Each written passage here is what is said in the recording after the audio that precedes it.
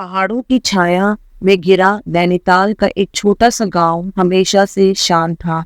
लेकिन इस साल मानसून कुछ ज्यादा ही बेरहम था। लगातार बारिश ने रास्ते बंद कर दिए, बिजली गुल हो गई और एक अजीब सा सन्नाटा गांव पर छा गया।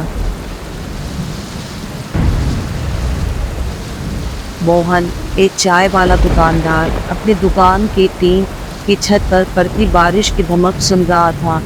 अचानक उसे दूर से एक लड़खड़ाती हुई आवाज़ सुनाई दी। कोई रास्ता भटक गया होगा, यह सोचकर मोहन दुकान से बाहर झांका।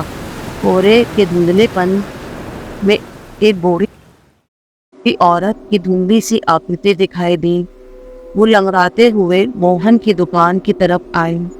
करीब आने पर मोहन ने देखा उस औरत के कपड़े मिट्टी से सने हुए थे और उसके चेहरे पर एक अजीब सी दहशत थी। बेटे, औरत ने कांपती आवाज में कहा, मुझे थोड़ा आश्रय दे दो, मैं रास्ता भटक गई हूँ। मोहन को औरत पर तरस आया। उसने जल्दी से उसे दुकान के अंदर बिठाया और एक गर्म कंबल उड़ाया। औरत ने थोड़ा आराम करने के बाद अपना दुखवा सुनाना शुरू किया। पहाड़ों में रहती हूँ, उसने कहा, मैं रास्ता भटक गई, जंगल में खो गई। औरत कुछ देर रुकी और फिर धीमी आवाज पे बोली। वहाँ अजीब सी आवाजें आ रही थी, मानो कोई मुझे बुला रहा हो। मोहन बुजुर्गों की जुबान से वो अक्सर पहाड़ों में रहने वाली एक चुड़ैल की कहानी सुनता था, जो कोहरे के दिनों में लोगों को बहलाकर उन्हें जंगल में ले जाती थी। क्या वो चुड़ैल? मोहन ने हिम्मत करके पूछा।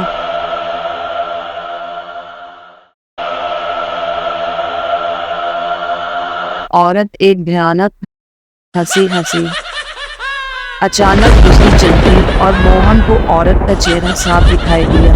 वो कोई बुरी औरत नहीं थी, उसकी आंखें लाल थी और चेहरे पर एक खौफनाक मुस्कान थी। बेटे, उसने कहा, मैं वो चुड़ैल ही हूँ और तू मेरा मेहमान। चीख निकलने से पहले ही अंधेरा वापस आ गया।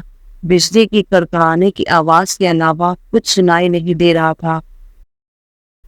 सुबह होते ही गांव वालों ने मोहन की दुकान का दरवाजा खुला पाया। अंदर से गर्म कंबल पड़ा हुआ था। मोहन गायब था।